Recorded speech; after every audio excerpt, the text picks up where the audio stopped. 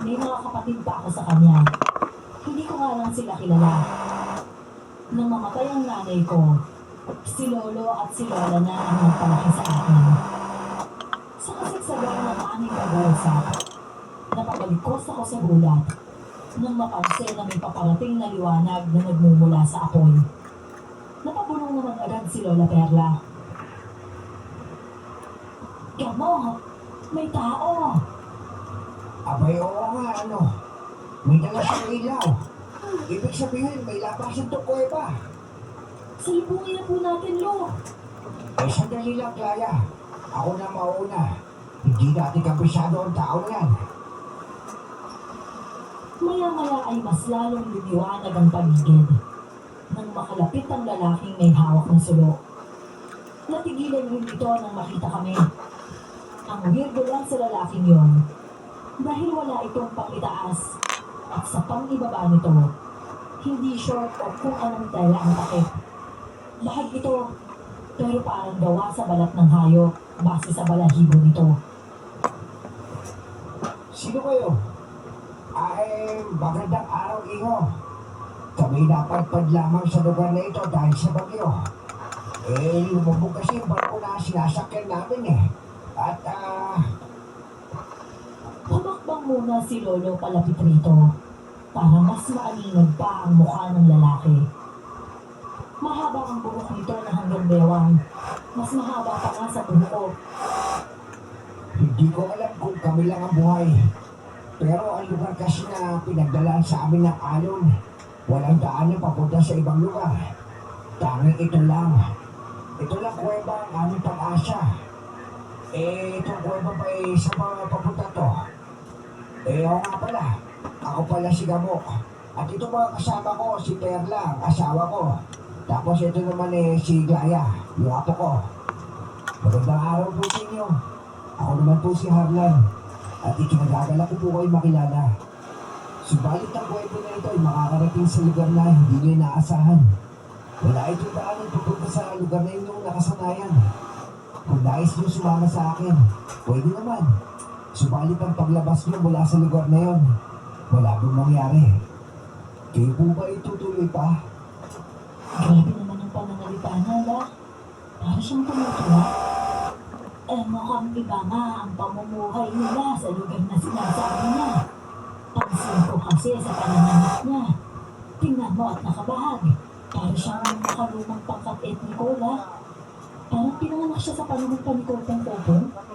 Abay iyo, wala na kasi kami ibang mga puntahan eh. Baka naman pwedeng makatuloy sa lugar ninyo. Kakaiba naman ang pananalita mo. May tugma sa dulo ah. Kung ganun po, sumama kayo sa akin. Subalit bago kayo tumuloy sa aming pook, kinakailangan ko muna itong ipagbigay alam sa aming bato. Kaya siguro, maghintay na muna kayo sa bukana ng kuwebang ito. Ano ka mo? Dato? Siya ang pinuno ng aming pook. Pinuno ng buhok? Kakasabi ko lang binibini. Ang dato ay pinuno ng aming pook. Ibang-iba talaga sa pandinig ko ang pananalita niya. Lalo na ang Virginia. Huli kong dinig sa salitang yon na tinatawag ako ay tinagalaan pa namin sa eskwela noon. Sumunod na lang kami sa kanya at hindi na rin kami nahihirapan sa paglalakad dahil sa sulong ng dala. Malayo pa talaga ang nilakad namin. Siguro may kalahating oras pa bago kami makarating sa maingay na lugar. May mga taong nagsisigawan na bago naman sa pandinig ko. May mga nakikita na rin ako mga tao sa malayo. Ngunit ang lalaki na nagpakilalang Harlan, humarap sa amin. Maghintay lamang kayo dito at ako'y hihingi muna ng permiso sa aming dato. Hanggat maaari, huwag muna kayong dumungaw sa kuweba sa labas para hindi kayo mamataan ng mga tagalugar. Oo, sige. Maraming salamat, Harlan, ha? Gato puti. Tumalikod lang siya at sinundan naman namin siya ng tingin. Huminga ng malalim si Lolo at humarap sa amin. Tara, dito tayo sa gilid. Mukhang bawal tayo makita agad ng mga kasama niya eh. Oo nga po, Lo. Tsaka, pansin ko sa mga tao sa labas. Parang ang mga taong nakatira dun sa Sentinel Island. Eh ano naman yung Sentinel Island na yan, Glaya? Parang ngayon ko lang narinig yan na. Isla po yun, nasakop ng bansang India. Pero yung mga taong nakatira dun, yung mga taong hindi po updated sa mga nangyayari sa mundo, parang yung hanap po, lahat rin po yung sinusuot nila, tsaka yung mga sentinel na tao, mga delikado po sila. Maligaw ka lang po sa lugar nila, hindi ka na mabubuhay kasi papatayin ka nila. Tsaka, ang sabi pa nga po dun, kahit nasa malayo ka pa lang, papanain ka na kaagad. Aba, ay grabe naman yan. Ang dami mo talagang alam sa mundo, ano, Glana?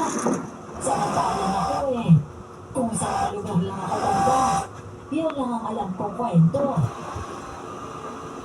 Naputol naman ang aming usapan nang biglang may angin ng mabangis na hayop kaming naririnig. Tapos biglang may patakbong baboy ramo papasok sa kuweba. Napabalikos naman kami sa bulak. Lalo na nang huminto sa harapan namin ang baboy ramo na yon. Pagkatapos, naglalaway pa. Ano po yan, Lolo? Baka nangangagat po yan, ha? Nasaan po ba si Maglan? Baka pagbalik niya, iguan na tayo dito. Abay, tago lang kayo sa likod ko. Ako bahala dito. May tiwala ako sa himat ko. Nagtago naman kami ni Lola sa likod ni Lolo. Laking gulat pa namin noon nang biglang nagbago ang anyo ng baboy ramo. Naging tao ito na labis pa namin ikinatakot. Paano nangyari yun? Baboy tapos naging tao. Harlan? Ha? Kilala niyo ang aking lapastangan na kapatid? Kapatid? Nagtaka kami noon.